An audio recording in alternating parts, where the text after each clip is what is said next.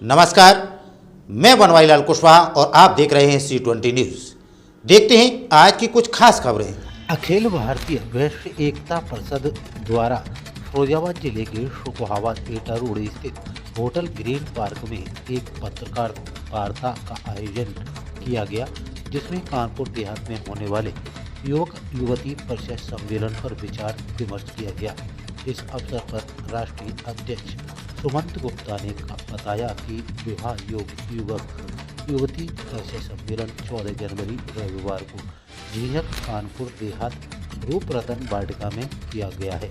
वर्तमान समय में इस कार्यक्रम की सामाजिक दृष्टि से बड़ी आवश्यकता महसूस की जा रही है।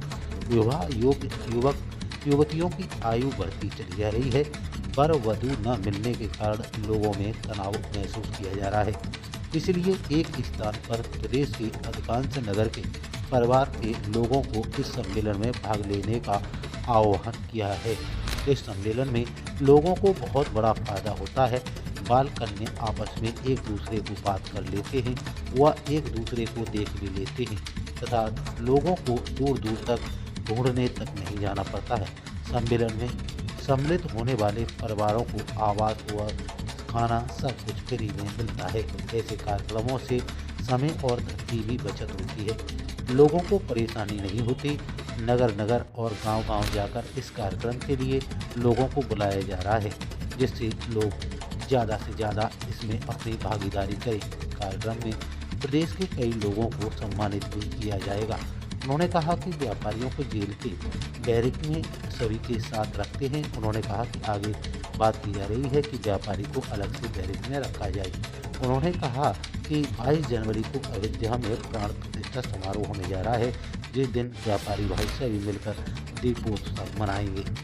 इस अवसर पर वैश्य एकता परिषद के प्रदेश अध्यक्ष राजीव गुप्ता, अरुण गुप्ता, प्रिंस जैन, राजकुमार अग्रवाल, आशीष अग्रवाल, अजय मित्तल, दिनेश गुप्ता सहित कई पदाधिकारियों के अलावा नगर के गणमान्य नागरिक मौजूद रहे। तो देखते रहिए C20 न्यूज़। जनवरी को मकर संक्रांति के दिन प्रांतीय वैश्य सम्मेलन एवं विवाह योग्य युवक युवती परिचय सम्मेलन आहूत किया गया है। इस सम्मेलन के माध्यम से वैश्य समाज के बच्चे और बच्चियों का परिचय का कार्यक्रम पहली बार इन क्षेत्रों में आहूत किया गया है। इसके माध्यम से हम लोग बहुत सी समस्याओं का निदान, दिक्कत, धन का अपव्यय, समय का अपव्यय जो होता है उसको रोकने में समर्थ सिद्ध हो सकेंगे।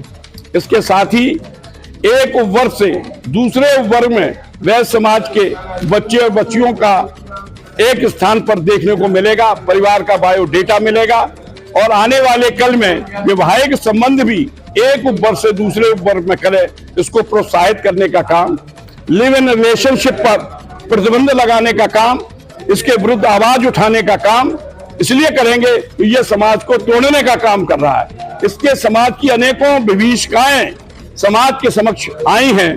इसके साथ ही लव मैरिज जैसी बुराई भी हमारे समाज में पैदा हुई है। हम लोग मांग करते हैं कि दोनों पक्षों के पारिवारिक जनों की सहमति और के साथ हस्ताक्षर होना कोर्ट में अनिवार्य किया जाना चाहिए। इसके साथ ही हम लोगों ने यह भी मांग की है कि शादी से पूर्व जो प्री फोटो वेडिंग का जो कार्यक्रम होता है, शादी के पूर्व ये रोका जाना चाहिए। उग्रता और नग्नता से लड़ना समाज के लोगों को चाहिए। इसके साथ ही जो रात में शराब पी के बच्चे और बच्चियां डांस करते हैं, नृत्य करते हैं सड़क पर उतरकर, इसको भी रोकने का अभियान हमारे समाज के सीनियर सिटीजन को प्रारंभ करना चाहिए। सड़क पर नृत्य किसी भी दृष्टि से उचित नहीं है और विशेषकर महिलाओं को। इस प्रकार के साथ साथ हम लोगों ने यह भी आह्वान किया है कि 22 जनवरी को भगवान राम की अयोध्या में जो प्राण प्रतिष्ठा हो रही है, उसके उपलक्ष्य में प्रत्येक बाजारों में, प्रत्येक नगरों में, प्रत्येक महानगरों में हम लोग दीपोत्सव का कार्यक्रम बड़े उत्साह उल्लास के साथ मनाएं। 500 वर्षों की गुलामी के पश्चात आज ये दिन भगवान राम का भव्य मंदिर स्थापित अयोध्या में हो रहा है। इसके लिए हम सबका सीना गर्व से ऊंचा हुआ है और निश्चित रूप से हमारे लिए 22 तारीख का दिन एक नए इतिहास की धार्मिक दृष्टि से भी इतिहास, नया इतिहास लिखा जाने वाला है। इसका क्या उद्देश्य है? 14 जनवरी को कानपुर देहात में झीझक में जो कस्बा पड़ता है वहाँ एक बहस सम्मेलन होने को जा रहा है।